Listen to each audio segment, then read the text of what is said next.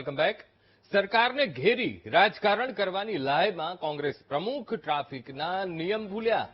પ્રદેશ કોંગ્રેસ પ્રમુખ અમિત ચાવડા સહિતના કાર્યકરોએ ટ્રાફિક નિયમોનો ઉલાળ્યો કર્યો. ગાંધીનગરમાં બાઇક રેલીમાં હેલ્મેટ વિના જ કોંગ્રેસના નેતાઓ અને કાર્યકર્તાઓ દેખાયા. કોંગ્રેસની જનાક્રોશ યાત્રામાં નિયમોના ધજાગરા ઉડતા જોવા મળ્યા. આ બધે સંવાદદાતા મેહુલ ફોનલાઈન પર જોડાઈ ગયા છે. મેહુલ, સરકારને ઘેરીને રાજકારણ કરવાની લાહેમાં કોંગ્રેસ પ્રમુખ ટ્રાફિકના નિયમો ભૂલી ગયા, તેમના સાથીદારો એ નિયમો ભૂલી ગયા. હવે શું કાર્યવાહી થશે, આ સવાલ અહીંયા થઈ રહ્યો છે. બિલકુલથી પ્રશ્ન ચોક્કસથી અંકુર ઉપસ્થિત થાય છે, કારણ કે સત્તા પક્ષની પણ આ પ્રકારની જે રેલીઓ હોય છે ત્યાં નિયમોનો ભંગ થતો આપણે જોયો છે, પરંતુ કોંગ્રેસમાં પણ આ સ્થિતિ અત્યારે જોવા મળી રહી છે. કોંગ્રેસ પક્ષ વિરોધ જે જન આક્રોશ યાત્રા નીકાળી રહ્યું છે બનાસકાંઠાથી લઈને મધ્ય ગુજરાત સુધી, તેમાં આજે ગાંધીનગરમાં આ યાત્રા પહોંચી હતી અને એક બાઇક રેલી જે છે તે કરવામાં આવી. બાઇક રેલીની અંદર કોંગ્રેસના પ્રદેશ પ્રમુખ છે અમિત ચાવડા પોતે નિયમોનો ભંગ કરતા જોવા મળ્યા કે હેલ્મેટ જોવા નથી મળ્યું, અને સાથે જ તેમના કાર્યકર્તાઓ છે તેમાં પણ જે છે તે નિયમોનો ભંગ કરતા જોવા મળ્યા છે. હવે આ તમામ લોકો સામે કાર્યવાહી થશે કેમ તે એક પ્રશ્ન છે, પરંતુ સામાન્ય જનતાને નિયમો જે શીખવાડવામાં આવે છે, પરંતુ આ તમામ જે રાજકીય નેતાઓ હોય છે, જે સત્તા પક્ષમાં હોય કે વિપક્ષની અંદર હોય, તેમના સામે શું કાર્યવાહી થાય છે તે જોવાનું રહેશે, અને તેમના માટે આ નિયમોનું પાલન કેમ નથી કરવામાં આવતું, કરાવડાવવામાં આવતું, તે સૌથી મોટો સવાલ છે.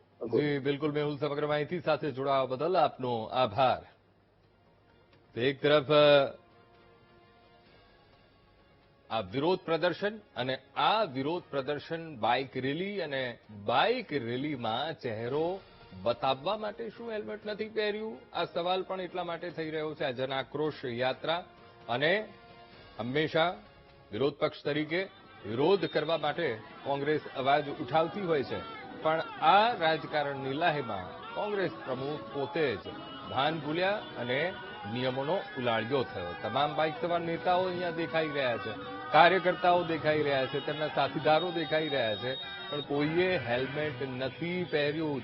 તમામ બાઇક સવાર નેતા, કોઈના માથે હેલ્મેટ નથી દેખાતું. એક તરફ જો સામાન્ય વ્યક્તિ હોય તો તેની ઉપર કાર્યવાહી કરી દેવામાં આવે.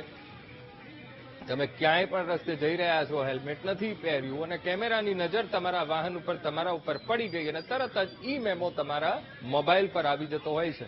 હવે જોઈ રહ્યું કે શું આ નેતાઓ જે હેલ્મેટ પહેર્યા વગર આ પ્રકારની રેલીઓ કરતા હોય છે, તો શું હવે તેમની સામે કડક કાર્યવાહી થશે, તેમને ઈ મેમો જશે? આ સવાલ એટલા માટે થઈ રહ્યો છે કારણ કે એક તરફ ટ્રાફિકના નિયમો પાળવામાં આવતા હોય છે, અને ખાસ કરીને એને લઈને અલગ અલગ પ્રોગ્રામ્સ પણ ચલાવવામાં આવતા હોય છે અવેરનેસના. ત્યારે તમામ બાઇક સવાર નેતા, આજે આ જન આક્રોશ રેલીનું આયોજન કરવામાં આવ્યું ને એ પણ પાટનગર, ગાંધીનગરમાં આ બાઇક રેલીમાં બધા જ નેતા દેખાઈ રહ્યા છે અને કોઈના માથે હેલ્મેટ નથી જોવા મળતું. તમામ બાઇક સવાર નેતા, કોઈના માથે હેલ્મેટ નથી. હવે જોઈ રહ્યું કે કાર્યવાહી ક્યારે થાય છે. રાજકારણની એક તરફ લાય, અને આ લાયમાં ટ્રાફિક નિયમો ભૂલાયા છે. એક તરફ ટ્રાફિક નિયમોનું ચુસ્તપણે પાલન થાય તેના માટે ટ્રાફિક વિભાગ હંમેશા એ કાર્યવાહી કરતું હોય છે, ઈ મેમો આપતું હોય છે, અથવા તો રસ્તા ઉપર જતો કોઈ પણ વ્યક્તિ અને જો તેણે ટ્રાફિક નિયમનું ભંગ કર્યો તો તરત જ તેને મેમો પકડાવી દેવામાં આવે છે. તો જોવું રહ્યું કે નેતાઓ સામે શું કાર્યવાહી થાય છે. યજ્ઞેશ દવે, મીડિયા કન્વીનર ભાજપ, આપણી સાથે જોડાઈ ગયા છે. યજ્ઞેશભાઈ, વીટીવી ન્યૂઝમાં ખૂબ ખૂબ સ્વાગત છે. આજે ગાંધીનગરમાં જનાક્રોશ રેલીનું આયોજન કોંગ્રેસ દ્વારા કરવામાં આવ્યું. એક તરફ સરકારની જે નીતિ છે એની સામે વિરોધ કરવામાં આવતો હોય છે, જે એ લોકો માટે પ્રજાલક્ષી ન હોય એવી નીતિઓ સામે આ જનાક્રોશ રેલીનું આયોજન કરાતું હોય છે. હવે આ જ યાત્રામાં નિયમો નેવે મુકાયા છે, નિયમોનો ઉલાળ્યો કરાયો છે. યજ્ઞેશભાઈ, જનાક્રોશ રેલી તો નામ તો ઠીક છે, બાકી કોંગ્રેસની પોતાની બચાવ રેલી કહી શકાય. કોંગ્રેસ બચાવ રેલી, કારણ કે ગુજરાતમાં જે પ્રમાણે કોંગ્રેસ ક્ષીણ થતી જાય છે, ક્ષીણ શબ્દ એટલા માટે વાપરું છું કે વિરોધ પક્ષને પણ ન સાજે એટલી સીટો કોંગ્રેસ પાસે હતી અને એમાંથી એ પાછી ઘટી ગઈ, અને એટલે કોંગ્રેસની પરિસ્થિતિ છેલ્લા 30 વર્ષની અંદર ગુજરાતમાં ઘસાઈને એકદમ તળિયા જેવી થઈ ગઈ છે. ત્યારે કોંગ્રેસના નેતાઓને ડૂબતામાં તણખલું પકડે એવી રીતે આવા કોઈ પણ મુદ્દાઓ કરીને રેલી કરવી, આયોજન કરવું એ સ્વાભાવિક છે કે દરેક પોતાની જાત બચાવવા માટે પોતાનો પક્ષ બચાવવા માટે કંઈક ના કંઈક કરતો હોય અને એ પૈકીનું આ છે. અને જયારે આવી રેલી કરો કે કોઈ પણ કરો તો સરકારના જે નીતિ નિયમો હોય છે એ નીતિ નિયમોનું પાલન કરવું જોઈએ અને નીતિ નિયમોની મર્યાદાની અંદર જ આ કાર્ય કરવું જોઈએ એવું મારું માનવું છે. ઓકે યજ્ઞેશભાઈ, આપણે છેલ્લા 6 મહિનાથી આપણે જોઈ રહ્યા છીએ કે ટ્રાફિક વિભાગ ખૂબ સતર્ક બન્યો છે અને કાર્યવાહી સખત કરે છે.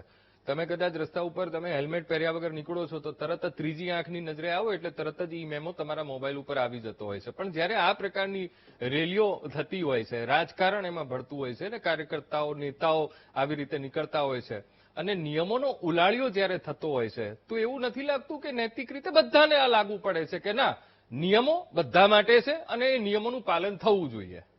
કોઈ પણ પક્ષ હોય પણ નિયમોનું પાલન જે કરવું એ થવું જ જોઈએ એવું માનું. ઠીક છે યજ્ઞેશભાઈ, આપ અમારી સાથે જોડાયા, વાતચીત કરીએ બદલ આપનો ખૂબ ખૂબ આભાર. તો આ હતા ભાજપ મીડિયા કન્વીનર યજ્ઞેશ દવે. તેઓ કહી રહ્યા છે કે જન આક્રોશ રેલી નહીં પણ કોંગ્રેસ બચાવો પોતાની આ રેલી છે.